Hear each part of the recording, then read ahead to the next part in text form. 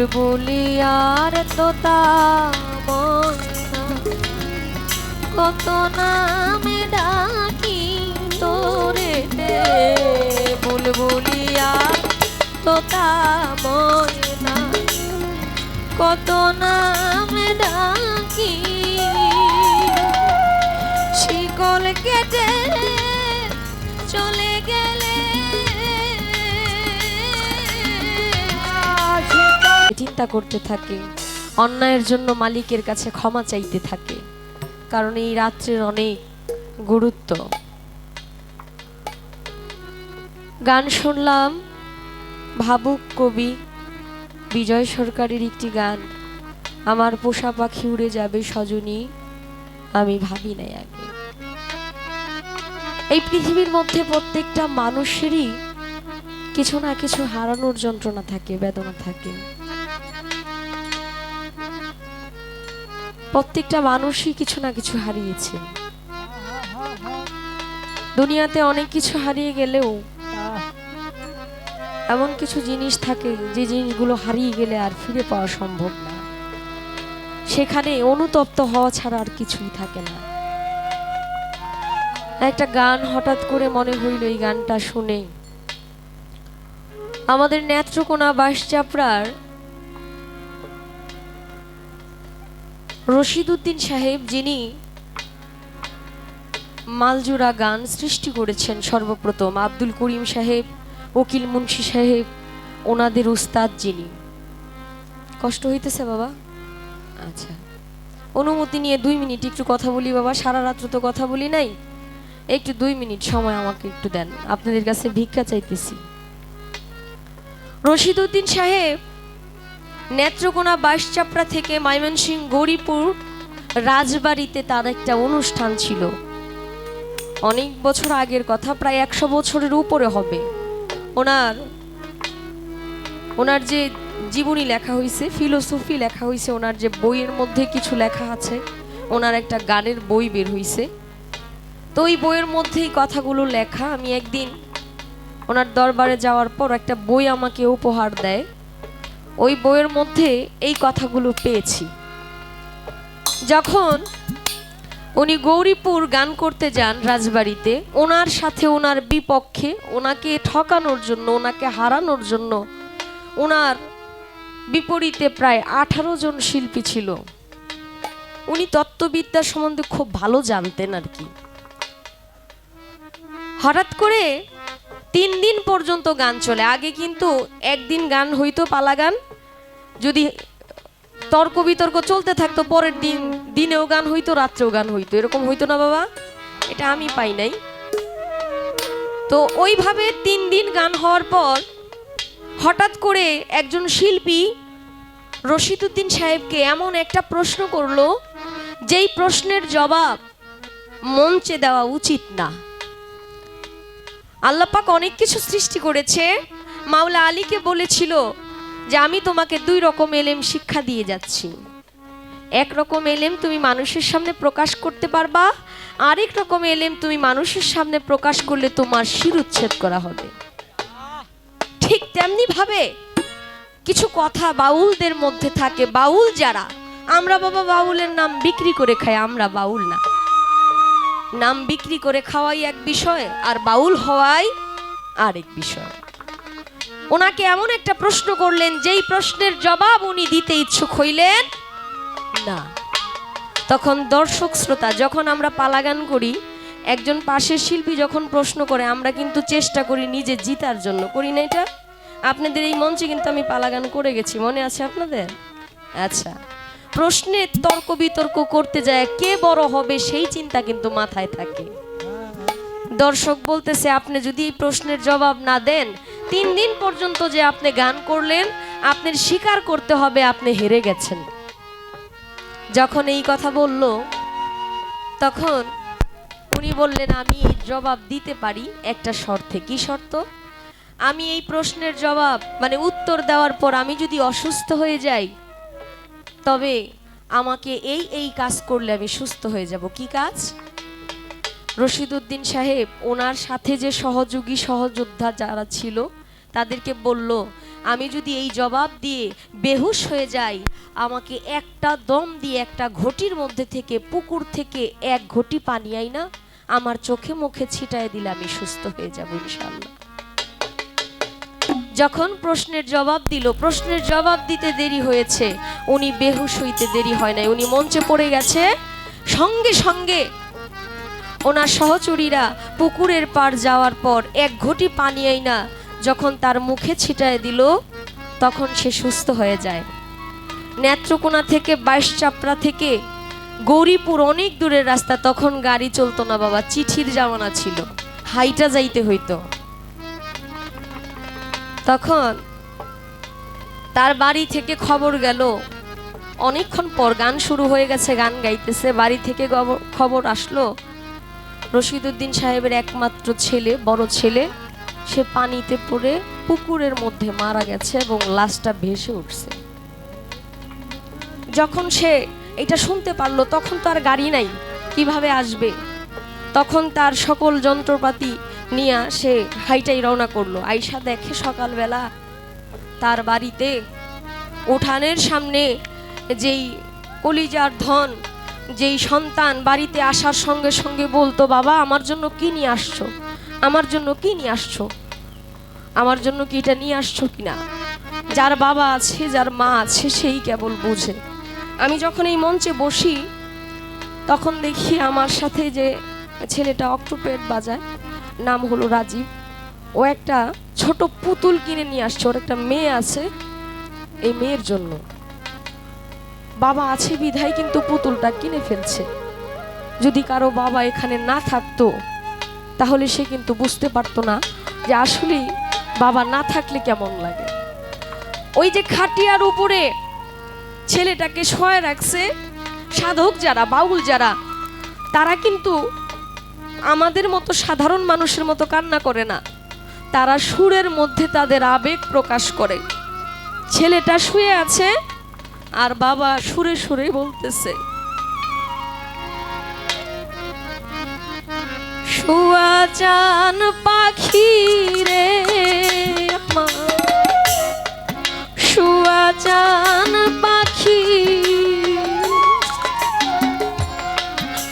আমি ডাকিতেছি তুমি ঘুমাইছো নাকি, আমি ডাকিতেছি তুমি ঘুমাইছো নাকি,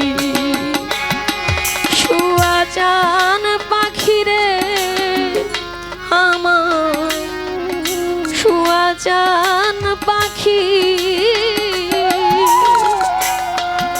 আমি ডাকিতেছি তুমি ঘুমাইছো নাকি, আমি ডাকিতেছি তুমি ঘুমাইছো নাকি।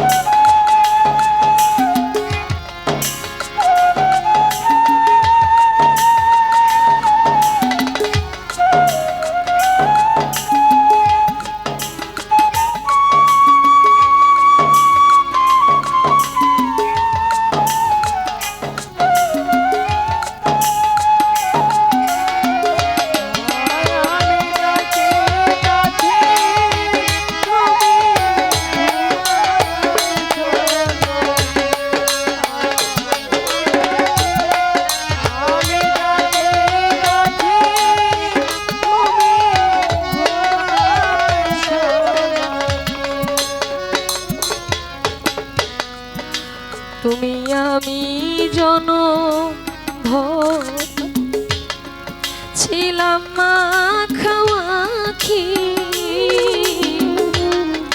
তুমি আমি জনম ভর ছিলাম মাখামাখি, আজি কেন হলে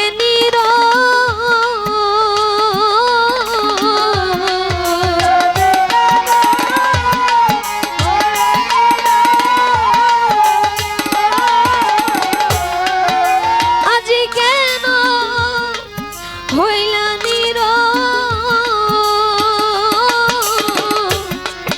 মেলো দুটি আখি রে পাখি, আমি ডাকিতেছি তুমি ঘুমাইছো নাকি, আমি ডাকিতেছি তুমি ঘুমাইছো।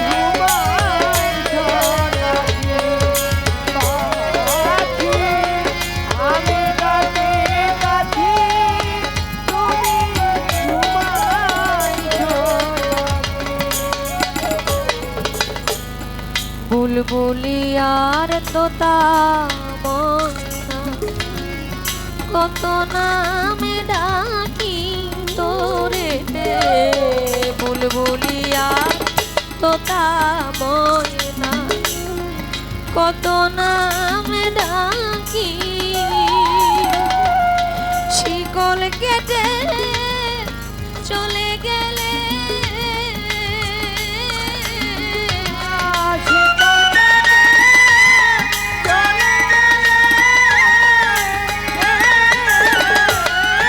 শিকল কেটে চলে গেলে আমি তারে লইয়া থাকি রে পাখি, আমি ডাকিতেছি তুমি ঘুমাইছো নাকি, আমি ডাকিতেছি তুমি ঘুমাইছো।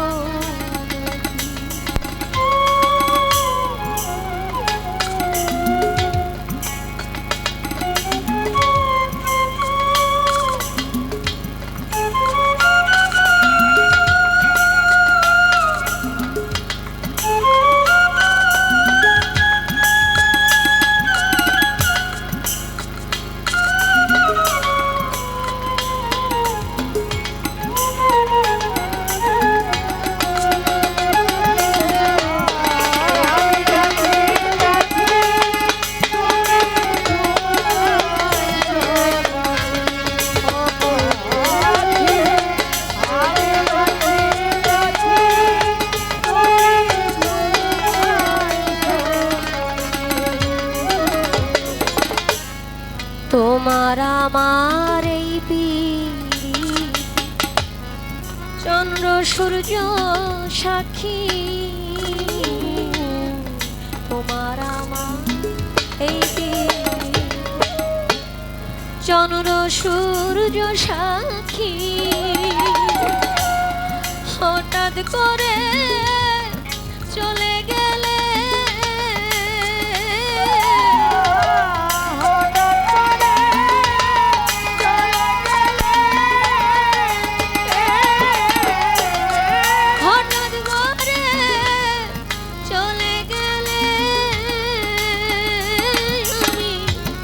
বুঝলাম না চালাকি রে পাখি,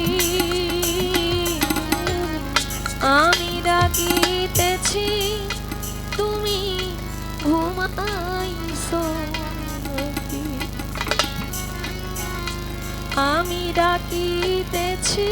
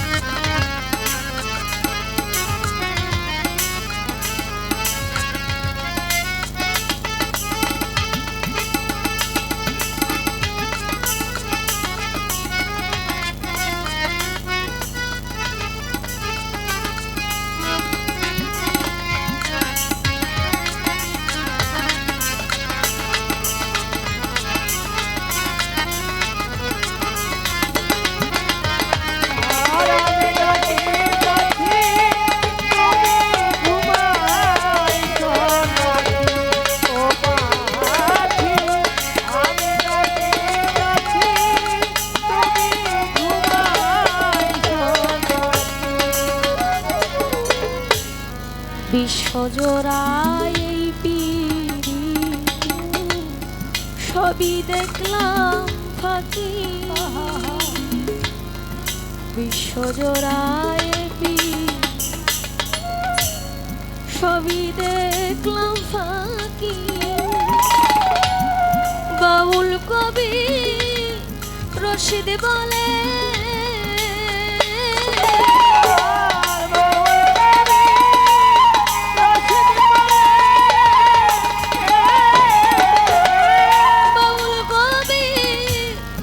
রশিদ বলে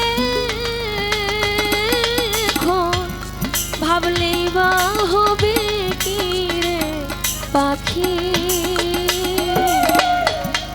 আমি ডাকিতেছি তুমি ঘুমাইছো নাকি, আমি ডাকিতেছি তুমি ঘুমাইছো নাকি। সুয়াজান পাখি রে আমার, সুয়াজান পাখি, আমি ডাকিতেছি তুমি ঘুমাইছো নাকি, আমি ডাকিতেছি তুমি ঘুমাইছো নাকি, আমি ডাকিতেছি